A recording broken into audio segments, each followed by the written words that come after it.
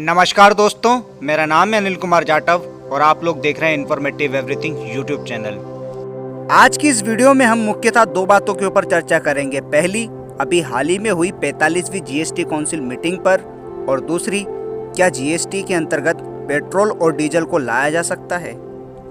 तो बिना टाइम को बर्बाद किए शुरू करते हैं आज की वीडियो को। तो सबसे पहले बात कर लेते हैं 45 जीएसटी काउंसिल मीटिंग की, जो अभी 17 सितंबर को हुई थी।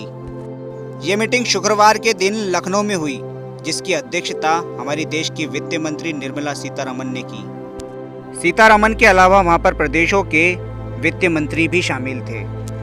कुछ वर्षों पहले केरला के हाईकोर्ट ने सरकारों को ये सुझाव दिया था कि पेट्रोल और डीजल को जीएसटी के अंतर्गत लाया जाए। तब से ये सुर्खियों में बड़ा ही चर्चा का विषय बन गया। लेकिन हर बार की तरह इस बार भी पेट्रोल और डीजल को यानी पेट्रोलियम पदार्थों को जीएसटी के दायरे में लाने पर बात नहीं बनी।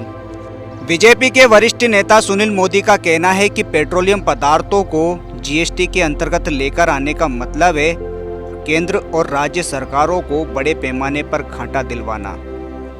शुक्रवार को घंटों तक बहस करने के बावजूद भी नतीजा निकला जीरो, और हर बार की तरह इस बार भी बात जहां थी वही है। यानी कि पेट्रोलियम पदार्थों को इस बार भी जीएसटी के अंतर्गत नहीं लाया जा रहा है।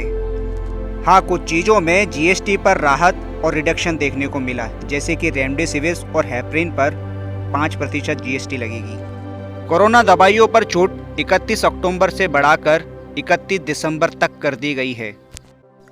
कैंसर की दवाइयों पर जहां 12% जीएसटी लगाई जाती थी, अब उसे घटाकर 5% कर दिया गया है। इस मीटिंग से ऐसी आशंकाएं जताई जा रही थी कि राज्य सरकारें वेट को कम करेंगी, लेकिन नतीजा निकला कुछ भी नहीं।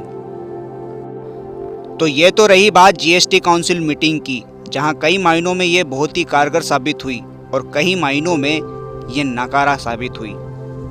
तो अब बात कर लेते हैं हमारे दूसरे पॉइंट के ऊपर। तो क्या ऐसा नहीं हो सकता कि डीजल और पेट्रोल दोनों ही जीएसटी के अंतर्गत आ जाएं? अभी के लिए तो ये बिल्कुल नामुमकिन है, या फिर यूं कहें ये बहुत ही ज़्यादा डिफिकल्ट है, क्योंकि हमारी केंद्रीय और राज्य की सरकारें पेट्रोलियम के नाम पर अपनी तिजोरियां भरती हैं। केंद्र और राज्य सरकारों के लिए ये इनकम के सबसे बड़े स्रोतों में से एक है।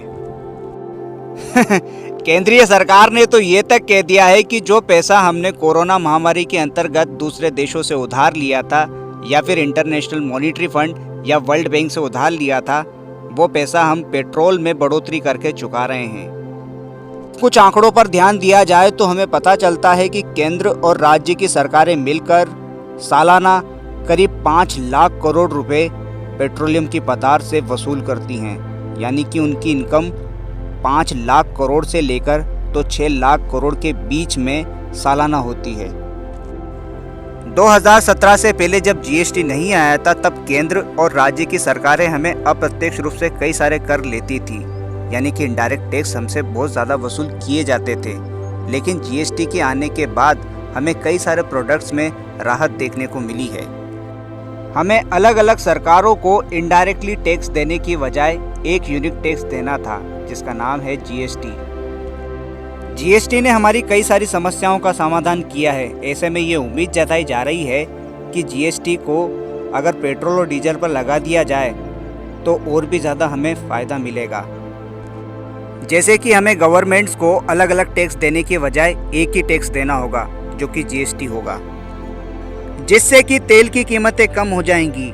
उदाहरण के लिए हमें 100 का पेट्रोल 70 रुपये में मिलने लगेगा। यानी कि अगर कुल मिलाकर के देखा जाए, जीएसटी के अंतर्गत पेट्रोल और डीजल को लाना फायदेमंद सौदा है। लेकिन ये जब तक असंभव है, जब तक कि केंद्र की सरकार राज्य की सरकारों को एक फिक्स अमाउंट में हिस्सेदारी ना दे दे। पेट्रोल को लेकर के आप लोगों के क्या सुझाव हैं? इसे जीएसटी में लाना चाहिए या नहीं? ये आप मुझे कमेंट सेक्शन में ज़रूर बताएं। मैं मिलता हूँ आपसे अगली वीडियो में अगले टॉपिक के साथ। तब तक के लिए धन्यवाद।